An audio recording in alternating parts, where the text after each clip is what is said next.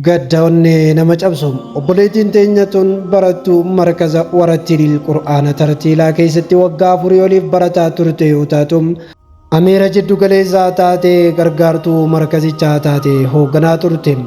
Faaximaa jedhamti.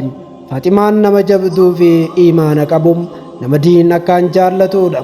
Faaximaan jiruu isii jijjiiruudhaaf dirree dawaa irraa kaatee gara biyya ambaatti imalte Saawudii Arabiyaa keessa kan jiraachaa jirtu yoo taatu guyyaa kamisaa oollee galgalam hijiraa bara 1448 Muharram guyyaa 3 akkuma ciniinfatte yeroo dahuudhaaf jettum osoo ilmoo dahutti jirtu ilmoo san akkuma deesseen ciniinsuu sanirraa hafuu dadhabdee gara fuula Rabbii deemte.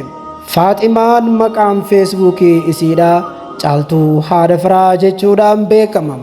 Obboleettiin teenya Faaxumaan jireenya jijjiiruuf erga biyya namaa dheeyte ifii barnoota addaan kuttee gara biyya ambaa kan imalte ilmaan isaanii obboleeyyan isaanii barsiisaa kan turte yeroo taatu obboleessa keenyam Diinee Mahammad nama jedhamutti heerumtee baruma dabre cidha godhattee turte.